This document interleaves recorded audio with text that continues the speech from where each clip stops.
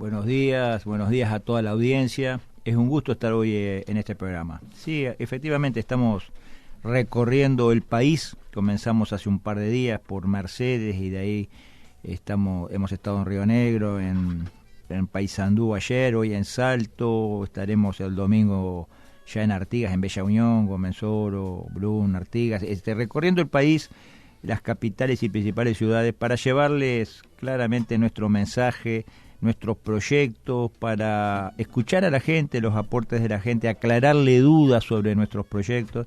Y como usted decía, tal vez el más emblemático es de las deudas, el proyecto de plebiscito constitucional que hemos anunciado en estos últimos días, pero no es el único tema que hablamos con la gente. Uh-huh. A ver, como bandera, como usted lo explica, lo manifiesta, de alguna manera también es acomodar las piezas de Cabildo Abierto de cara al futuro, a las futuras elecciones, en este caso a nivel presidencial.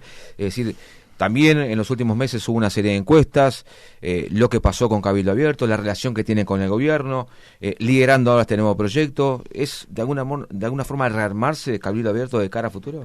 Bueno, puede ser una consecuencia de toda esta movida, de todo este impulso que estamos llevando adelante, puede ser una consecuencia de que se organicen mejor determinadas piezas de Cabildo.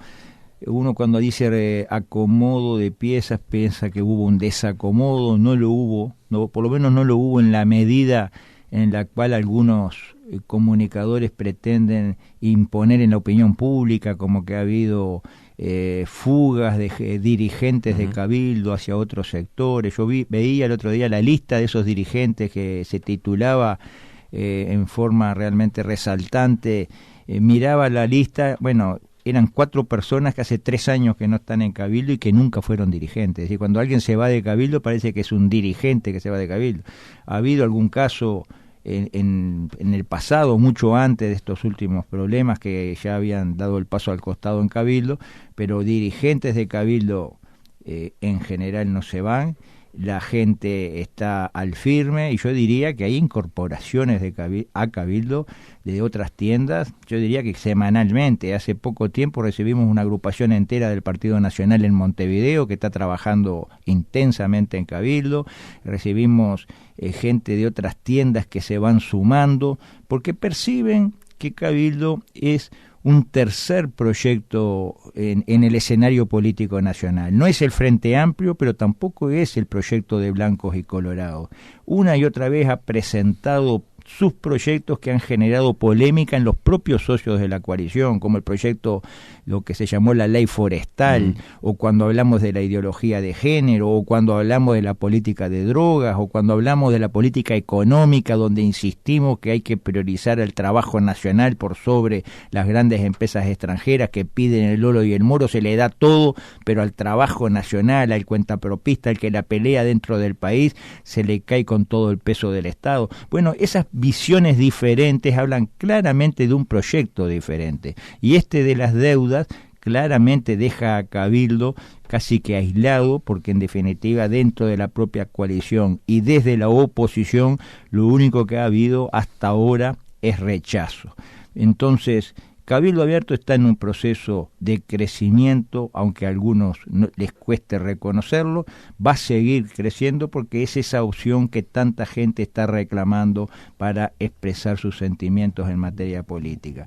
Esto podrá servir, como usted dice, para reacomodo de pieza, para que la gente encuentre su lugar en la organización en forma más fácil, podrá servir, pero el objetivo de esto no es ese. El objetivo es darle solución a un problema que a esta altura tiene ribetes de escándalos. Senador, ¿hay rechazo del propio gobierno, los integrantes del gobierno, hacia lo que son los proyectos y la postura de Cabildo? Sí, en este tema de las deudas hay rechazo, no hay intención de acompañar del gobierno, de los socios, de la oposición. A veces llama un poco la atención gente que en otras épocas había tomado las armas diciendo que defendían a los más débiles, verlos hoy defendiendo a los prestamistas es realmente irónico, por lo menos, por utilizar un término, y olvidarse de los deudores, esos deudores que han sido expoliados durante años y años por una ley que les permite a los prestamistas prestar a 3 dígitos, o sea, a más de 100% de interés en un país donde la inflación es de 1 dígito, es decir, no llega al 10% de interés. Bueno, es increíble cómo se ven gente que argumenta a favor de mantener esta situación, de no tocar nada, de dejar todo como está. Y nosotros creemos que realmente se llegó, como decía recién, a una situación escandalosa. Cuando vemos que hay 1 millón de uruguayos en el clearing, no hay otra palabra, es escándalo. Y aparte en ascenso, cada vez son más, no es que estén bajando, están subiendo. 700.000 deudores irrecuperables reconocidos por el Banco Central. 1 de cada 4 adultos es en el Uruguay un deudor irrecuperable. Y todavía con un agregado. La mitad de ellos tienen 35 años o menos, o sea que tienen una vida por delante de deudor irrecuperable. Y yo digo, no vamos a hacer nada, el sistema político se va a quedar callado la boca.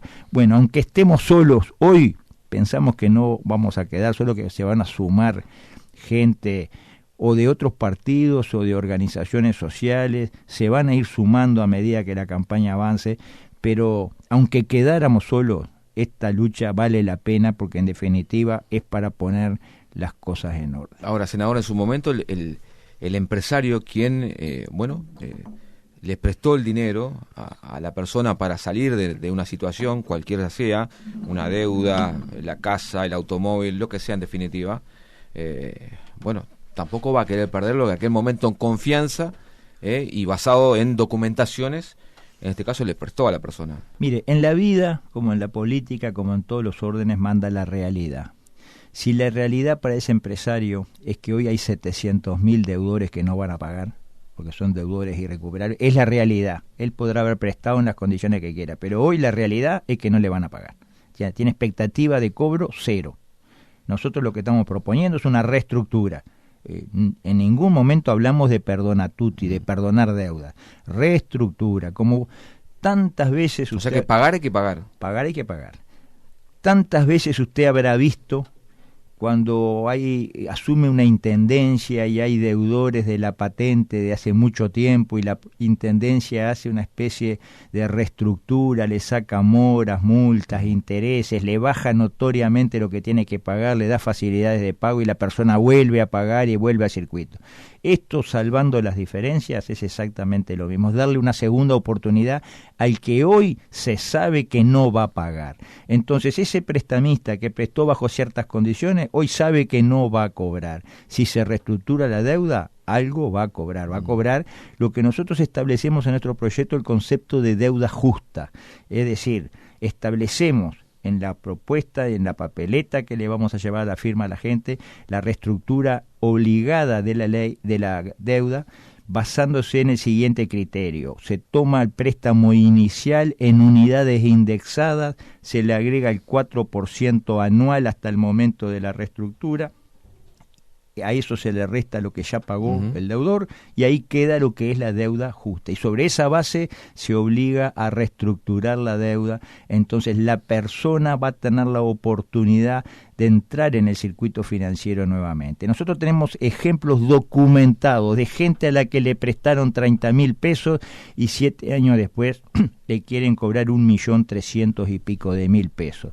Nosotros creemos que no podemos permitir ese tipo de exceso en el cobro de esos préstamos, que lo que terminan haciendo es dejando a centenares de miles de uruguayos fuera del sistema financiero legal. Bien, 5 minutos me pide el amigo Gabriel Rodríguez, porque sé que su agenda en la mañana es importante ni hablar, y además la conferencia de prensa, pero bien claro en cuanto a este proyecto en definitiva. Deudas en un sector del país, en el litoral, donde vivimos una situación muy compleja, coyuntural, falta de trabajo y seguramente hay deudores. No es sencillo, ¿no?, abordar todo este tema. El litoral es de las principales víctimas de las políticas económicas que se vienen llevando adelante desde hace mucho tiempo. El Uruguay es uno de los países ¿Del Río Negro para arriba? El Uruguay es uno de los países más caros del mundo, no de la región, del mundo, de la región por supuesto, pero del mundo. Y eso no puede ser. Y las políticas que se aplican, ¿cuáles son? ¿Van a favor o en contra? Van en contra, porque se sigue manteniendo el dólar planchado o retrocediendo, o sea, se sigue encareciendo el país en comparación con otros países. Seguimos un proceso con el cual estamos cada vez más lejos, no hay competitividad, se está matando al sector comercial, al sector turístico, al sector exportador, al sector productivo, se están terminando con las fuentes genuinas de trabajo, no se está apoyando al trabajo nacional, estamos abriendo todas nuestras puertas a los productos de otros lados, es decir, pagando el trabajo de trabajadores de otros países y terminando con los puestos de trabajo en el nuestro, favoreciendo el vaciamiento de los campos cuando, por ejemplo, se vetó la ley forestal que impedía plantar las mejores tierras del país, se favorece que sigan avanzando los montes y se siga reduciendo la gente que se arraiga en el campo y que vive de una parcela de campo. Entonces, ese proceso es suicida como país. Nosotros hemos presentado propuestas claras para estimular el trabajo nacional. Hemos dado personalmente yo al presidente de la República un documento con 22 puntos para darle oxígeno y la prioridad de una vez por todas al trabajo nacional. Bueno, si no cambiamos de una vez por todas el rumbo en ese sentido, como en otros tantos temas que podemos hablar que hay que cambiar el rumbo, bueno, estamos yendo todos juntos derechito a un precipicio y somos conscientes de eso. Y acá no es un tema de izquierda o derecha, de Frente Amplio o de coalición republicana. Todos parece que leyeron el mismo manual y van con la misma receta hacia el mismo precipicio. De una vez por todas tenemos que cambiar el rumbo y bueno, en este tema de la deuda lo que nosotros proponemos es un cambio de rumbo. No puede ser que en aras de que no se pueden tocar los contratos sigamos manteniendo esta situación donde cada vez son más los uruguayos que están con este problema. Las dos últimas y agradeciéndose perdón su tiempo, hace días nada más hubo un claro ejemplo a lo que usted refiere, una empresa que se iba a instalar, que incluso el propio presidente anunció 5.000 puestos de trabajo, se termina yendo en 3 años. No, es una demostración. La empresa Boreal canadiense que te instaló Salto. Creo que ahí hubo algún otro insumo que la hace muy particular a esta empresa, que es que por el boicot internacional al sistema bancario que hace a este tipo de exportación no podían exportar el producto. Pero hay muchas empresas que están cerrando, no por ese tema, sino porque el Uruguay es imbancable, es totalmente no competitivo, no pueden asumir los costos porque el país está pensado, parece, para favorecer la importación, para favorecer el trabajo de trabajadores de otros países. Hay que cambiar la concepción de una vez por todas y el Uruguay tiene que estar competitivo, tiene que estar a rueda de sus vecinos, a rueda del mundo entero. Si no encontramos una fórmula para eso, no hay solución. El estribo, senador. Cabildo, dentro de la coalición, a nivel nacional, ¿qué va a pasar en Salto? ¿Se toma acá como referentes a Luis o a Coutinho? ¿Cuál es la postura que va a tomar Cabildo Abierto a nivel departamental? Cabildo Abierto en principio tiene vocación de ir como Cabildo Abierto, con su propio lema, con su propio candidato, pero no nos cerramos a participar eventualmente en una coalición republicana en los 19 departamentos, siempre y cuando vayamos en igualdad de condiciones, es decir, con nuestro candidato. Si Cabildo no lleva a su candidato, no va a apoyar a candidaturas que sean ajenas a Cabildo. Nosotros, en principio, queremos hacer valer nuestra postura, que es muy diferente a la de otros partidos, y no vamos a sumar nuestros votos a gente que piensa diferente a nosotros. Pero podríamos hablar de una coalición republicana con nuestro candidato, podría hablarse. Es algo que en definitiva todavía está muy verde, que vamos a ver cómo evoluciona la política. ¿Se habla con el presidente o no? Lo estrictamente necesario por temas formales. A nivel profesional, como se dice de alguna manera. Exactamente. Porque está en Europa, está de recorrida. Sí.